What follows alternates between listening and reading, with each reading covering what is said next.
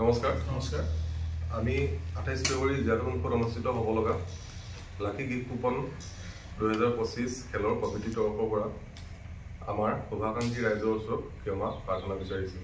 এই ভিডিঅ'ৰ জৰিয়তে আপোনালোকক জনাওঁ যে আমি যিহেতু উক্ত স্থানতে খেল উদযাপন কৰাৰ প্ৰস্তুতি প্ৰায় 100% সমাপ্ত কৰিছিলোঁ আৰু যেতিয়া আমি খেলখন আৰম্ভ কৰিছিলোঁ তেতিয়া কেইজনমান দুষ্ট চক্ৰৰ মানুহে আমাৰ কমিটিক প্ৰশ্ন কৰে যে আপোনালোকে পুৰস্কাৰ বিজেতাজনক পুৰস্কাৰ নগদ ধন দিব নে চেক যোগে দিব, আৰু আমাৰ কমিটিৰ মানুহে চেক যোগে পুৰস্কাৰ প্ৰদান কৰিম কোৱাত তেখেতলোকে আমাৰ লগত বাক বিতণ্ডা কৰি আমাৰ কেইজনমান কমিটিৰ সদস্যক বৰ বেয়াকৈ মাৰপিট কৰে আৰু আমাৰ খেলৰ পেণ্ডেল ভাঙি জেনেৰেটৰ চকীকে আদি কৰি সকলোবোৰ বস্তু লৈ গুচি যায়।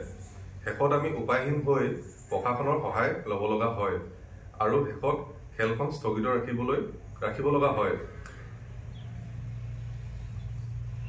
সমূহ ৰাইজলৈ আমাৰ এটাই অনুৰোধ, আপোনালোকে আমাক অলপ সময় দিয়ক। আমি উক্ত খেলখন পুনৰ 3/3/2025 অৰ্থাৎ সোমবাৰে উদযাপন কৰিবলৈ সিদ্ধান্ত গ্ৰহণ কৰিছোঁ।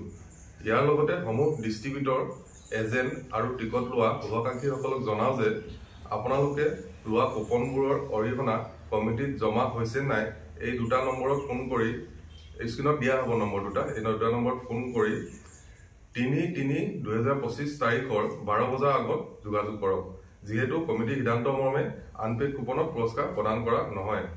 ইয়াকে কৈ আপোনালোকৰ ওচৰত পুনৰবাৰ নমস্কাৰ জনাই আমাৰ এই প্ৰেছ মিট সামৰণি মাৰিছোঁ।